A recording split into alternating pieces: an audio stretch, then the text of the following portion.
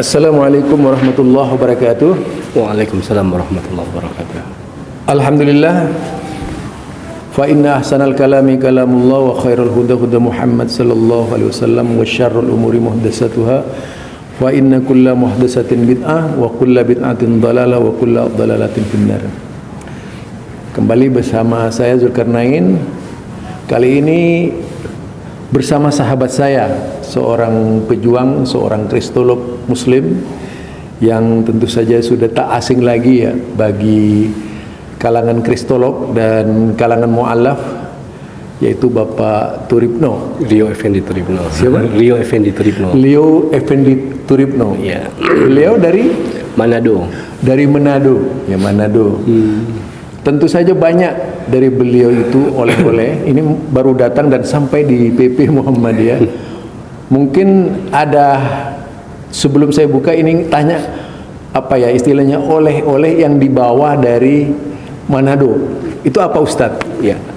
Assalamualaikum warahmatullahi wabarakatuh. Alhamdulillah ya, segala puji bagi Allah Tuhan semesta alam. Dan sholawat serta salam kepada junjungan kita Nabi Muhammad SAW, kepada keluarganya, sahabatnya, dan insya Allah percikan rahmatnya akan sampai pada kita semua pejuang-pejuang Islam dan seluruh umat Islam yang senantiasa istiqomah di jalan Allah. Memang pemirsa, Manado orang itu mengenal dengan istilah sebagai kota penginjil.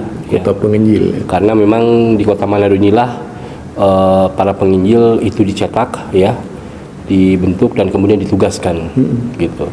Mereka harus sebagaimana amanat agung, pergilah ke seluruh bangsa dan baptislah, jadikanlah semua muridku, baptislah dalam nama Bapa, Putra dan Roh Kudus. Nah, ini merupakan amanat agung yang memang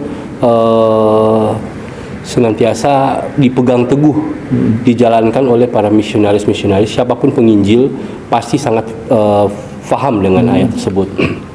Nah, itu sebabnya tidak mengherankan jikalau di rumah sakit, bahkan di rumah-rumah ada yang mendatangi kemudian menyampaikan, menginjili, ya, itu memang sudah menjadi sebuah kebiasaan di kalangan mereka, walaupun tidak di semua kelompok Kristen. Namun ada beberapa kelompok Kristen yang memang betul-betul sampai mempraktekkan masuk dari rumah, pintu ke pintu, rumah ke rumah, bahkan dari pasien ke pasien di rumah sakit untuk menyebarkan faham Yesus adalah Tuhan dan Juru Selamat.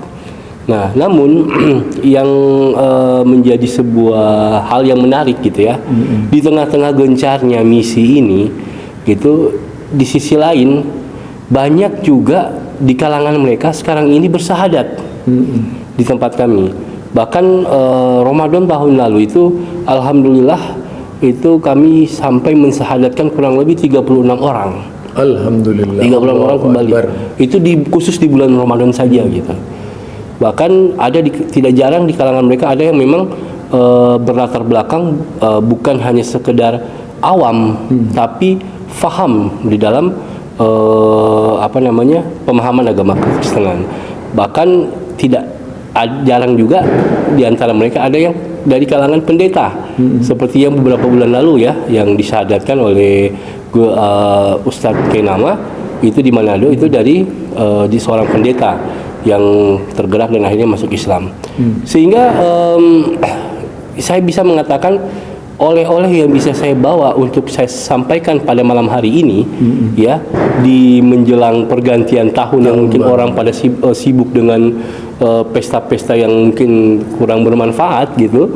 Tapi hari ini kami ingin menyatakan bahwa cahaya Islam di tanah Manado saat ini mulai terang benderang. Alhamdulillah. Satu persatu sedikit ini, saya masih di Jakarta, saya sudah ditelepon kurang lebih ada 3 orang yang nanti akan saya pulang, saya syahadatkan. Ya. Saya syahadatkan. Memang sampai kami kewalahan. Karena kalau yang laki-laki kami harus siapkan untuk sampai sunatnya, ya, biaya sunatnya, bahkan perlengkapan sholatnya, perlengkapan ibadah, buku, Quran. Ya Ustadz, bincang-bincang ini Ustadz berkaitan dengan Manado ini mayoritas. Ya, Manado secara jumlah penduduk itu memang berada pada posisi mayoritas. Kristen gitu. Dulu ketika Gorontalo masih bergabung dengan Sulawesi Utara, mungkin masih bisa mengimbangi secara keseluruhan di Sulawesi Utara. Namun setelah Gorontalo berpisah menjadi provinsi tersendiri, berdiri sendiri ya. Maka secara keseluruhan Sulawesi Utara itu masih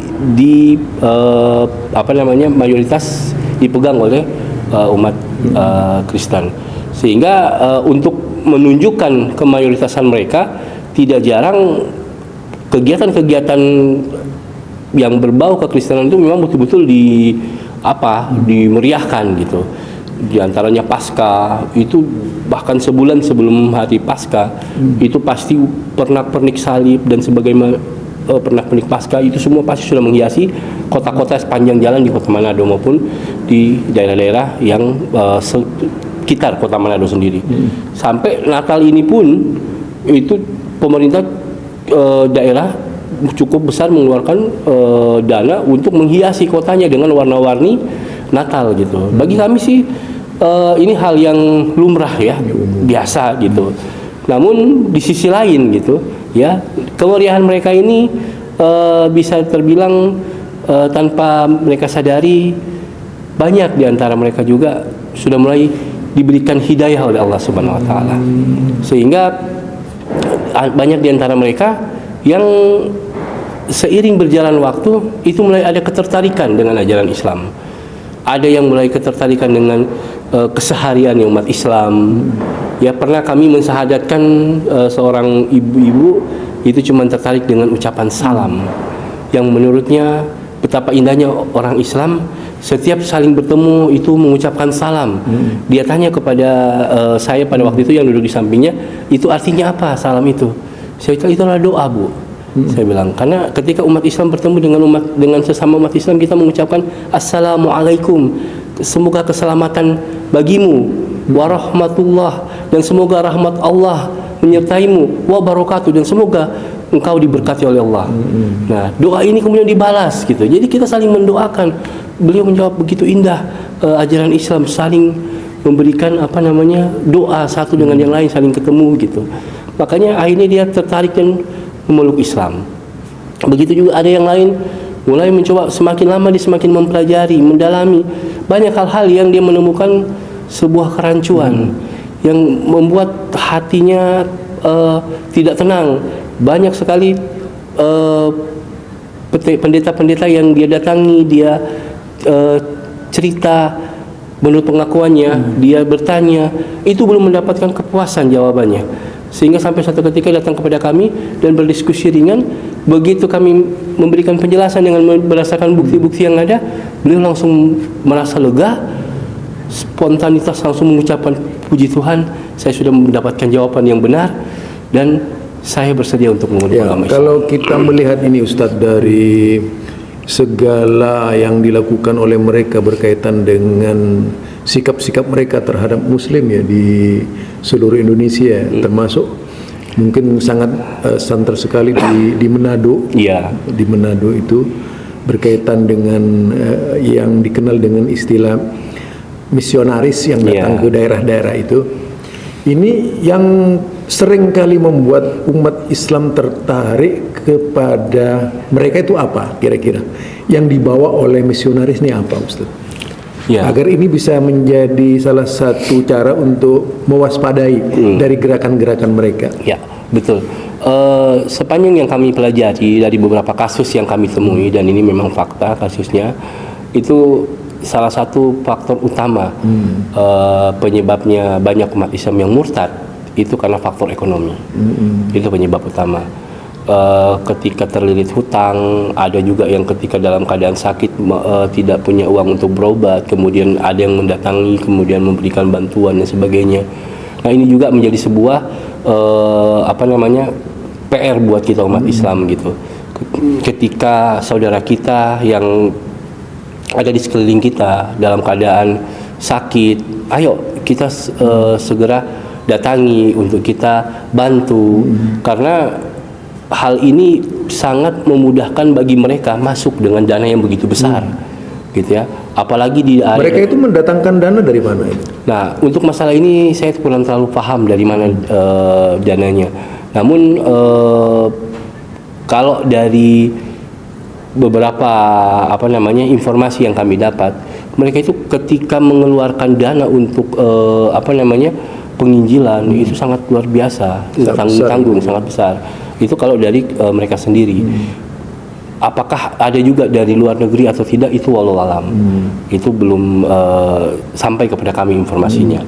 Namun yang jelas saya melihat memang mereka memiliki dana cukup besar. Ustadz sendiri dulu kan seorang mu'alaf gitu. Saya background muslim. Background muslim. Cuman sekolah. Kalau dari toko-toko di sana yang mu'alaf seperti Kainama itu. Ya. Nah, ini sehingga mungkin Ustadz sudah banyak mempelajari buku-buku yaitu kristologi berkaitan dengan ilmu tentang Kristen itu. Nah, sekarang ini kan ada 2 hari. Hari yang pertama tanggal 25, kemudian 1 Januari. Iya.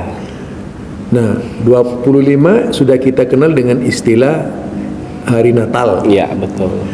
Sementara banyak sekali dari kalangan umat Islam turut mengucapkan selamat Natal. Tanggapan Ustadz sendiri dengan keberadaan umat Islam yang seperti ini seperti apa ini? Nah, ini mungkin yang perlu kita luruskan ya. Apalagi saya beberapa kali memberanikan diri untuk mengisi kajian-kajian walaupun itu di pemerintahan. Saya memberikan penjelasan kepada terutama pegawai-pegawai. Terkadang memang yang sulit untuk bisa menghindar itu adalah para pegawai, yang dimana mereka merasa tidak enak kalau ketika tidak menghadiri ataupun mengucapkan itu. Nah, makanya itu yang perlu kami luruskan, bahwa ucapan selamat sebagaimana pemahaman di dalam Islam, kata selamat itu sendiri berbentuk seperti bentuk doa. Ya, doa. Jadi ketika kita mengucapkan selamat berarti kita mendoakan. Nah, atas apa kita doakan? Natal, kelahiran Yesus. Nah, yang jadi problem sekarang ini itu ada 2 problem. Pertama, apakah 25 Desember itu merayakan kelahiran Yesus atau yang dikenal dalam Islam Nabi Isa alaihissalam? Gitu ya. Itu problem pertama. Atau baru yang kedua, apakah benar tanggal 25 Desember itu adalah tanggal hari kelahiran Yesus? Ternyata setelah kami mempelajari semakin dalam, tanggal 25 Desember itu tidak hanya sekedar merayakan hari kelahiran Yesus, melainkan memperingati hari kelahiran Tuhan dan Juru Selamat. Jadi bagi umat Kristen, 25 Desember itu adalah hari kelahiran Tuhan dan Juru Selamat. Sementara umat Islam sangat berbeda keyakinannya. Bagi umat Islam, Yesus atau Nabi Isa alaihissalam itu hanya seorang nabi dan rasul, tidak lebih. Gitu. Maka ketika kita mengucapkan selamat Natal, berarti sama halnya kita menyetujui akan konsep atau mengakui akan konsep kelahiran yang mereka yakini sebagai Tuhan dan Juru Selamat. Itu yang pertama. Baru yang kedua, apakah Yesus lahir tanggal 25 Desember? Sampai hari ini pihak gereja sendiri pun di kalangan umat Kristen belum ada kata akur untuk menetapkan tentang kelahiran Yesus itu sendiri. Artinya belum ada kata sepakat. Sehingga muncul berbagai macam pendapat. Ada yang meyakini Yesus tidak lahir tanggal 25 Desember, ada yang meyakini lahirnya tanggal 7 Januari dari kelompok ortodoks kan. Baru ada juga yang meyakini bulan April. Ada juga bahkan yang tidak merayakan Natal sama sekali dan hanya merayakan tahun baru dari kalangan Advent gitu. Sehingga di kalangan Kristen sendiri belum ada kata sepakat tentang kapan tanggal kelahiran dari Yesus itu sendiri. Kalau kita belajar tentang sejarah, justru dari kalangan gereja sendiri mengungkapkan bahwa 25 Desember itu sebetulnya diadopsi dari perayaan paganisme yang mempercayai atau yang meyakini tentang kelahirannya Dewa Matahari, gitu. Itu yang kemudian digeser untuk dijadikan sebagai tanggal kelahiran daripada Nabi Isa atau Yesus menurut keyakinan mereka. Maka daripada itu umat Islam sangat. Itu apa kaitannya dengan Sunday? Nah, Sunday itu kan sendiri bergesernya dari tanggal hari ibadah, hari ibadah umat Kristen yang kalau mau diikuti dalam Alkitab, sebetulnya Nabi Isa alaihissalam itu beribadah pada hari Sabat. Sabat itu Sabtu, gitu. Namun terjadi pergeseran Dari Sabtu ini kemudian bergeser menjadi hari Sunday, hari Minggu. Minggu yang dimana disebut dengan kalau dari kata ini sun artinya matahari, day artinya hari. Jadi Sunday itu adalah hari matahari. Dewa matahari. Dewa matahari juga gitu. Jadi memang agama ini memang sangat lekat dengan ajaran daripada ajaran paganisme Yunani. Apakah Yesus itu menyampaikan agama Kristen? Kalau belajar tentang ajaran yang diajarkan oleh Nabi Isa atau Yesus Kristus, kata Kristen itu bukan muncul dari lisannya Yesus. Kata Kristen itu muncul nanti di Antioquia seberapa tahun sesudah Yesus diangkat, dan yang menamakan itu adalah Paulus bersama kawan-kawannya. Jadi Yesus sendiri tidak tahu menahu dengan istilah Kristen, gitu. Sehingga kalau ditanya apa sih agama itu sejak kapan disebut Kristen? Beberapa tahun setelah Yesus. Ya, beberapa tahun setelah Yesus diangkat.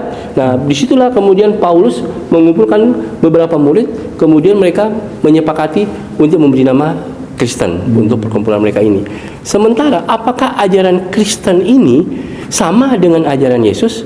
Ayo kita cek. Gitu ya. Markus 12 ayat 29. Yesus mengajarkan bahwa Tuhan Allah itu adalah Tuhan yang Esa. Shema o Yisrael, Adonai Elohinu, Adonai Echad. Dengarlah hai orang-orang Israel, Tuhan Allah kita, Tuhan yang Esa.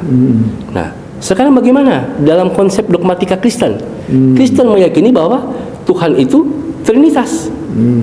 Ya, Bapa, Putra, dan Roh Kudus. Dan ketiga-tiganya adalah satu. Nah, satu-satunya ayat yang merumuskan tentang dogma Trinitas ini merujuk pada 1 Yohanes 5 ayat 7 sampai 8. Tapi sayangnya ayat tersebut harus dikasih tanda kurung. Kenapa ayat tersebut harus dikasih tanda kurung? Nah, di dalam di dalam kitab Perjanjian Baru terbitan Annulus ND itu dikasih keterangan catatan kaki. Ayat yang di dalam kurung tersebut tidak asli. Pasti tidak asli. Baru kemudian di dalam buku dogmatika Kristen, ya, dalam buku dogmatika Kristen yang ditulis oleh Van Nifrik dan Bezebolan, itu menjelaskan satu-satunya ayat yang merumuskan tentang Tritunggal itu hanya ada dalam 1 Yohanes 5 ayat 7 sampai 8. Tapi ayat tersebut masih harus diberikan dalam tanda kurung. Kenapa? Karena ayat itu tidak terdapat dalam naskah aslinya. Berarti ini kan ayat sisipan. Gitu. Dan kita umat Islam tidak mengatakan bahwa ini ayat palsu, tapi Alkitab sendirilah penterjemah Alkitab. Kalau istilah Nasranian, Yahudian dalam pandangan Islam itu apa yang dimaksud itu agama atau nama suku, Bang? Ya. Sekarang kita kembali. Terus bagaimana makanya kan dalam Al-Qur'an Allah tidak pernah menyebut Kristen. Iya. Ya, kita coba dalam Al-Quran Allah menyebutkan mereka dengan sebutan apa? Walan tardo ankal yahudu walan nasoro. Mereka orang-orang Yahudi, bukan agama Yahudi. Orang-orang Yahudi walan nasoro, dan orang-orang Nasrani. Nah, apa ya maksud daripada Yahudi?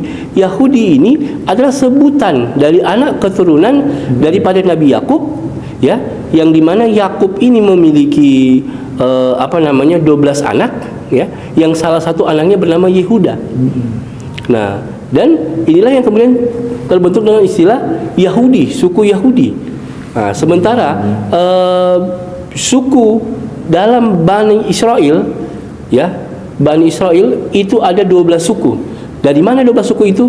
Dari 12 anak daripada Yakub yang kemudian membentuk 12 suku. Maka daripada itu timbul satu pertanyaan yang menarik. Kenapa Yesus mengangkat murid itu hanya 12 orang? Bahkan ketika Yudas berkhianat, hilang satu kan harusnya. Nah, para murid langsung menambahkan lagi, menggenapkan lagi jadi 12. Kenapa? Gitu. Karena Yesus diutus dan mengutus murid-muridnya untuk menggembalakan domba-domba yang tersesat dari 12 suku bangsa Israel. Makanya muridnya 12 orang, satu suku satu murid untuk diutus. Tentang Paulus sendiri itu apa bagian dari mereka? Tidak. Iya. Paulus itu apa bagian dari mereka? Paulus kalau kita lihat dari sisi sejarah ya, sebetulnya beliau tidak pernah bertemu dengan Yesus. Dalam Alkitab pun juga menceritakan dia hidup zaman sesudah Yesus, gitu. Hanya pengakuannya sendiri di dalam Kisah Para Rasul yang menyebutkan bahwa dia pernah bertemu dengan Yesus dalam penglihatannya. Tapi sayang penglihatannya ini masih perlu dicek kembali. Kenapa? Perlu dicek kembali karena memang ayatnya yang disampaikan kontroversi, gitu. Kesaksiannya, pengakuannya di dua tempat tentang kisah penglihatannya, pertemunya dengan Yesus itu penuh dengan kontroversial. Sehingga ada kemungkinan besar ya, kalau cerita itu kontroversi, ada kemungkinan besar salah satu itu benar atau salah dua-duanya. Tidak mungkin dua-duanya benar, gitu kan? Nah, kalau terjadi salah dua-duanya ataupun salah satu, berarti ada kemungkinan besar penulisnya yaitu Paulus itu berbohong, gitu. Maka kami tidak menilai dia berbohong, tapi biarlah si pembaca menilai sendiri. Kok ada orang memberikan kesaksian yang berbeda dalam peristiwa yang sama? Kalau orang memberikan kesaksian yang berbeda, kalau di dalam pengadilan memberikan kesaksian yang berbeda, itu terindikasi dia berbohong, tidak benar, gitu kan? Maka itu bisa dituduh bersalah, gitu kan? Jadi itu makanya Paulus sendiri, beliau tidak pernah bertemu dengan Yesus secara fisik seperti bagaimana para murid, 12 murid ini bertemu dengan Yesus. Ya, dia bertemu dengan Yesus cuma dalam kesaksiannya, pengakuannya bahwa dalam suatu peristiwa dalam perjalanannya itu dia mendapat penglihatan, dan apakah benar kesaksian ini masih perlu dipertanyakan. Apalagi diketahui background si Paulus adalah cukup memusuhi pengikut-pengikut Nabi Isa, gitu kan? Sehingga tidak menutup kemungkinan bisa jadi kisah pertobatannya itu merupakan salah satu jalan untuk bagaimana bisa masuk ke dalam ajaran Kristen, ke dalam pengikut Kristen untuk bisa merusak dari dalam. Ini kaitannya dengan 1 Januari, Ustaz. Iya. Apa benar 1 Januari ini kalau dilihat dari sejarah Kaisar Julius itu adalah hari deklarasi ketuhanan Yesus? 1 Januari sebetulnya kalau mau kalau deklarasi tentang ketuhanan Yesus itu sebetulnya kan Yesus pertama kali diputuskan sebagai Tuhan, ditetapkan itu kan dalam sebuah konsili yang disebut dengan Konsili Nikea, yang terjadi pada tanggal 20 Mei tahun 325 Masehi melalui sebuah sidang yang dipimpin oleh Raja Konstantin pada waktu itu. Nah, ketika Raja Konstantin memutuskan Yesus berdasarkan konsili tersebut sebagai Tuhan, diputuskan sebagai Tuhan, pada waktu itu Kaisar Konstantin belum beragama Kristen. Ya, dia masih beragama pagan Romawi. Nah, dan yang kemudian pada akhirnya Raja Konstantin ini kemudian menetapkan setelah itu menetapkan Kristen ini sebagai agama resmi kerajaan Konstantin, kerajaan. Nah, dengan catatan mulai terjadi perpaduan antara kebudayaan atau kepercayaan, keyakinan Romawi dengan keyakinan Kristen, terjadi perkawinan. Sehingga bergeserlah mulai dari kepercayaan tauhid berpindah menjadi percayaan paganisme yang percaya pada anak matahari, anak Tuhan, baru kemudian percaya sampai akhirnya murni mempercayai bahwa Tuhan itu Allah itu menjelma menjadi manusia, ya, lahir melalui perkawinan perawan antara perempuan manusia dengan Tuhan. Ya, ini sebetulnya sama seperti cerita Zeus, ya, yang melahirkan Hercules, gitu kan. Zeus seorang dewa, gitu. Dan ada ininya, mitosnya itu. Ya, lahirlah si Hercules yang dimana setengah dewa, setengah manusia. Nah, sementara di sisi lain Yesus disebut 100% Tuhan dan 100% manusia. Padahal konsep ini sudah banyak sekali dikritisi oleh para teolog-teolog barat mengungkapkan persoalan ini.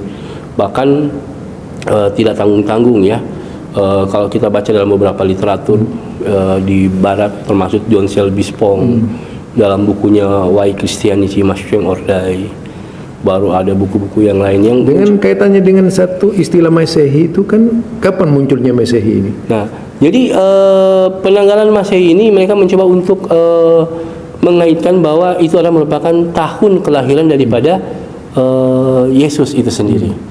Yaitu diyakini bahwa Yesus lahir pada tahun 1 Masehi. Padahal sebetulnya sejarah mencatat bukan pada tahun 1 Masehi sebetulnya kelahirannya. Itu justru diperkirakan itu pada tahun ketiga gitu kalau mau di ini.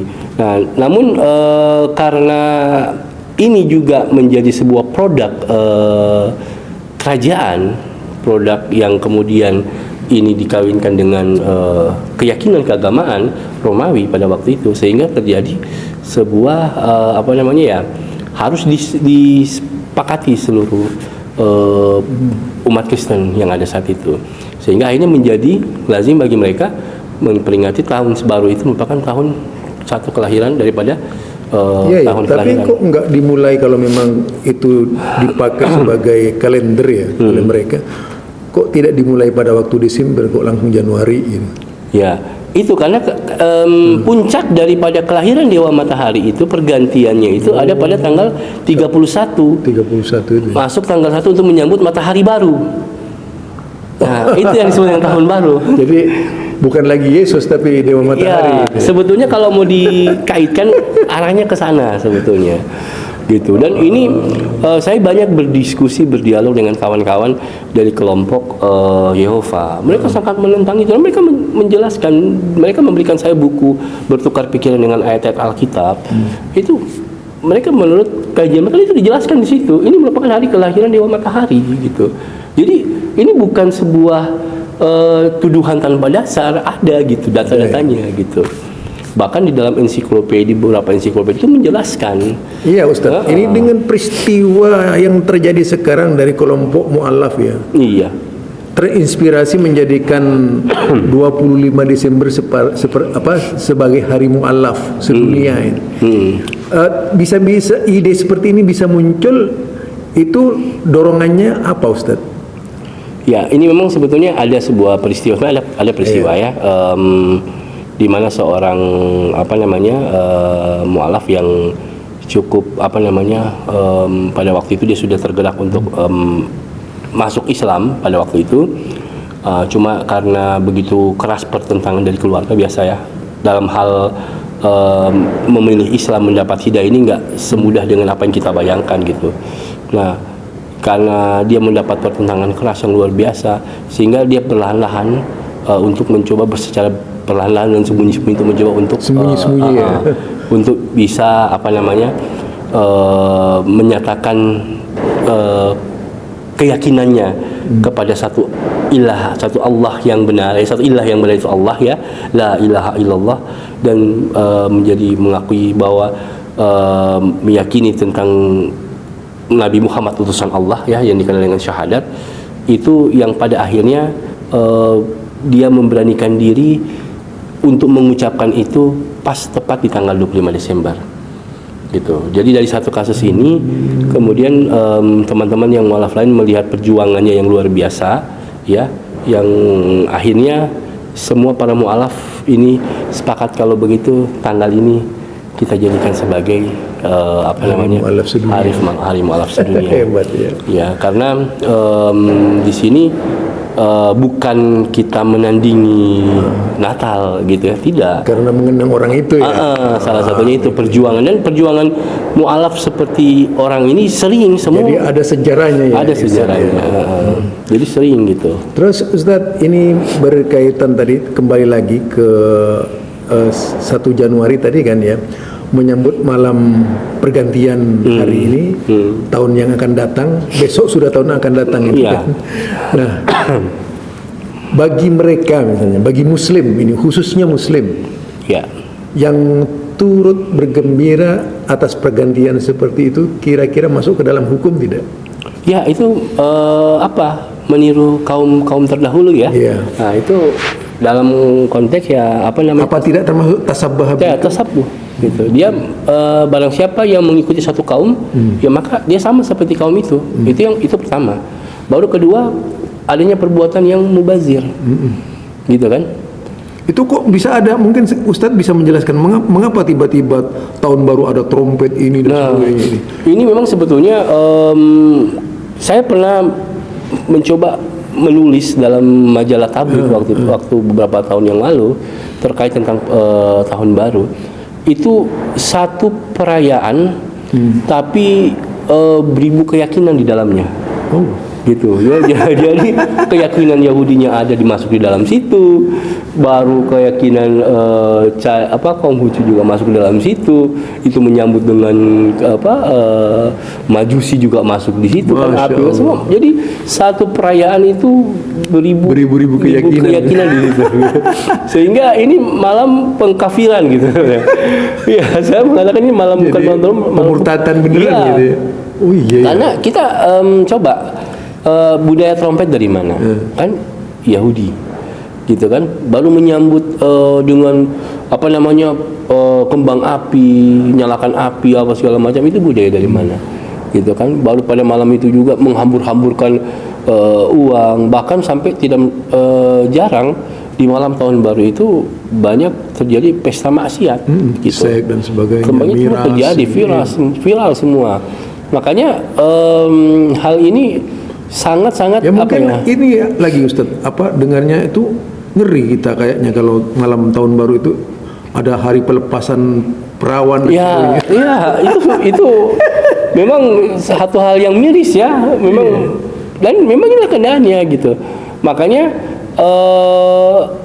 Samuel Schwimmer dalam sambutannya ketika mereka melakukan sebuah pertemuan di Al-Quds ya, pada tahun itu setelah runtuhnya Turki Utsmani, itu dia mengatakan di depan para penginjil seluruh dunia, tugas kita sekarang itu bukan memerangi umat Islam, ya, dengan cara ya kita perang fisik. Itu fisik ya. Fisik itu. Kenapa beliau mengatakan demikian? Beliau belajar dari sejarah. Perang Badar, bayangkan umat Islam cuma 300 bisa menang dengan 1003 kali lipatnya daripada termasuk Konstantinopel penaklukan Konstantinopel yang ditaklukkan hanya oleh anak muda gitu ya. Baru kemudian bagaimana Yerusalem itu ditaklukkan gitu kan oleh Salahuddin Al-Ayyubi. Itu mereka belajar dari sejarah itu gitu. Sehingga menaklukkan umat Islam itu umat Islam itu jangan diajak perang. Gitu. Umat Islam itu kalau diajak perang itu Surabaya itu cuma dengan pekikan takbir itu bangkit semua semangat gitu kan. Kalau dipikir secara persenjataan kalah jauh, kita cuma mau beruncing. Tapi gitu. Bisa menang gitu. Jadi kalau melewat perang itu mereka nggak bisa menang. Makanya disampaikan kepada di depan forum itu, tugas kita itu bukan menghancurkan Islam dengan perang, tapi bagaimana kita menjauhkan mereka dari ajarannya. Itu yang disampaikan. Jadi ini merupakan salah satu strategi bagaimana umat Islam ini perlahan demi perlahan, setapak demi setapak, sejengkal demi sejengkal itu akan mengikuti mereka. Sebagaimana yang disabdakan oleh Nabi kan, bahkan sampai masuk ke dalam lubang biawak ikut gitu. Nah, ini yang sedang disusun dan kita tidak sadari. Banyak umat Islam tidak sadari gitu. Baiklah Ustadz, ini mungkin perlu disimpulkan Ustadz. Silakan Ustadz. Ya. Jadi dari hal ini ya perlu saya simpulkan. Yang pertama, bagi umat Islam kita bersyukur. Alhamdulillah kita dilahirkan, ditakdirkan berada di dalam agama yang hak. Artinya kita nggak perlu lagi mencari kebenaran itu. Ya, kita sudah ada di dalam sebuah agama yang benar. Kita bayangkan yang di luar sana berapa banyak orang-orang yang dalam keadaan kegalauan mencari kebenaran itu, bahkan sampai ada yang ateis akhirnya karena tidak menemukan atau tidak menemukan hidayah gitu. Nah, itu begitu luar biasa pergolakan yang mereka ini. Kita yang sudah ada di dalam kebenaran, maka peganglah itu, jalanilah itu sesuai dengan apa yang ditinggalkan kepada kita, yaitu Al-Quran dan Sunnah gitu. Karena sebagaimana selalu yang kita dengarkan tiap Jumat itu, para khotib pasti selalu menyampaikan ya ayyuhalladzina amanu Ittaqullah, bertakwalah kamu pada Allah. Haqqa tuqatih, takwa yang sebenar-benarnya takwa. Wala tamutunna illa wa antum muslimun, dan janganlah kamu mati melainkan kamu dalam keadaan beragama Islam gitu. Jadi itulah yang harus dipegang. Dan jangan sampai kita tergelincir dengan tipu daya rayuan syaitan, ya, yang mencoba untuk menggelincirkan umat Islam agar jauh daripada ajaran Islam. Nah, seperti contoh kegiatan seperti ini, ya, baru kemudian kita kadang-kadang dilibatkan mau tidak mau merasa tidak enak harus mengucapkan selamat Natal, ikut dalam kegiatan ibadah Natal karena tahun baru. Padahal itu bukan merupakan keyakinan umat Islam. Nah, bagi teman-teman yang dalam kasus status sebagai pegawai, singkirkan perasaan itu, ya, karena keyakinan kita itu lebih kuat. Gitu. Jangan korbankan keyakinan kita hanya dengan perasaan. Kalau bicara tentang toleransi, nah, ini yang harus perlu dipahami. Buka kamus besar bahasa Indonesia. Ini kadang-kadang sering mereka jual, oh ini toleransi umat beragama, toleransi umat beragama. Ini salah kaprah dalam memahami toleransi. Kalau berbicara tentang toleransi, buka kamus besar bahasa Indonesia, baca apa makna dari toleransi. Salah satu makna dari toleransi adalah membiarkan orang lain melaksanakan keyakinannya. Membiarkan berarti makna daripada membiarkan, kita jangan ikut-ikutan. Bukan ikut-ikutan. Ya, jangan mencampur adukan gitu. Itu maknanya membiarkan. Jadi konsep toleransi yang benar itu ada dalam Al-Qur'an. Mungkin itu toleransi. Nah, itu toleransi. Tidak apa. Jadi kadang-kadang orang berbicara atas nama toleransi tapi nggak pernah tahu apa pengertian toleransi. Jadi toleransi itu bukan berarti saya beribadah terus kamu ikut ibadah saya, tidak gitu. Tapi toleransi itu ketika kalian mau beribadah merayakan Natal, silakan. Kami umat Islam mempersilakan. Kita tidak pernah mengganggu orang lain beribadah. Itu yang pertama. Baru bagi para mu'alaf, ya, yang para mu'alaf, alhamdulillah Allah telah memberikan hidayah kepada antum-antum semua.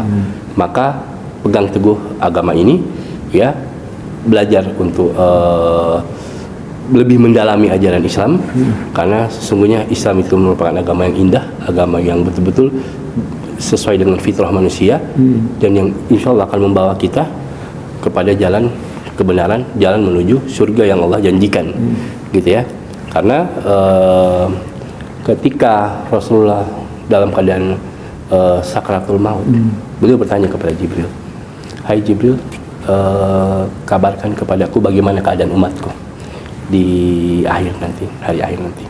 Apa kata di akhirat nanti, ya, kata Jibril, "Aku diperintahkan Allah, ya, mengharamkan nabi masuk ke dalam surga sebelum engkau masukinya lebih dulu. Dan aku mengharamkan umat-umat yang lain masuk ke dalam surga sebelum umatmu memasukinya terlebih dahulu." Jadi umat Islam merupakan umat yang diberikan jaminan, punya keistimewaan khusus. Jadi kalau orang bilang, oh Islam itu nggak jelas keselamatannya, kalau ditanya insya Allah tidak. Di dalam Islam itu sudah diberikan jaminan ke surga. Namun sekali lagi, kenapa umat Islam menggunakan kata insya Allah? Karena berbicara tentang itu adalah hak daripada Allah, biiznillah. Semua itu atas izin Allah. Jadi kita nggak bisa langsung mengatakan itu sebagai bentuk penghormatan bahwa Allah Azza wa Jalla lah yang berhak menentukan itu. Itu bagi umat Islam. Dan ayo sama-sama kita belajar Islam, ya. Dan bagi teman-teman kita yang saat ini masih belum memeluk agama Islam, kita dalam Islam mengenal istilah la ikraha fid din, tidak ada paksaan. Ya, kalau kalian tertarik dengan Islam, silakan. Ayo. Tapi belajar kebenaran itu penting. Ya, belajar kebenaran itu penting, betul. Dan belajar kebenaran itu merupakan perintah agama, bukan cuma perintah dalam Al-Quran, perintah juga dalam Bible. Iya, untuk mencari yang paling benar. Ya. Di dalam Injil Matius 5 ayat 6, berbahagialah kamu yang mencari kebenaran, sebab engkau akan dipuaskan. Ya. Di dalam 1 Tesalonika 5 ayat 21, ya, ujilah segala sesuatu dan peganglah yang baik. Artinya apa? Jangan terima mentah. Jadi jika dapat tentang sesuatu hal, selidiki dulu benar atau tidak. Makanya dalam Islam itu ada tradisi, ketika berbicara tentang agama, umat Islam selalu bertanya, apa dalilnya? Begitu juga harusnya ketika berbicara tentang keyakinan, apa dalilnya? Jangan kita meyakini A, I, B, C dan Z sampai Z, sementara dalilnya tidak ada. Cuma merupakan karangan manusia. Maka itu Yesus mengatakan dalam Injilnya, bangsa ini memuliakan aku dengan bibir mereka, tapi hati mereka jauh daripadaku. Percuma mereka beribadah padaku, sedangkan ajaran yang mereka ajarkan perintah manusia. Itu saja. Demikianlah perbincangan kami dengan Ustadz Rio Turipno. Beliau adalah seorang kristolog muslim, juga seorang penulis yang sangat kreatif, begitu banyak karyanya. Apa saja itu Ustadz karyanya Ustadz? Oh ya, ada kalau untuk di dunia kristolog saya menulis buku Benteng Akidah. Benteng Akidah. Baru ada sejarah Natal juga. Baru kemudian Natal antara toleransi dan apa namanya? Itu sudah beredar semua. Ya, nah itulah jadi. Di samping itu beliau juga banyak artikel-artikel di media-media Islam ya. Tinggal baca mencari nama yaitu Ustadz Rio Turipno. Insya Allah pasti Anda akan ketemu dengan tulisan-tulisan seperti itu. Nah kami ini siaran langsung dari Gedung Dakwah Muhammadiyah Masjid At-Tanwir, yaitu pas lokasinya di pimpinan pusat Muhammadiyah. Kami berdua Zulkarnain El-Maduri dan Ustadz Rio Turipno. Subhanakallahumma wa bihamdika asyhadu an la ilaha illa anta astaghfiruka wa atubu ilaik. Assalamualaikum warahmatullahi wabarakatuh. Waalaikumsalam warahmatullahi wabarakatuh.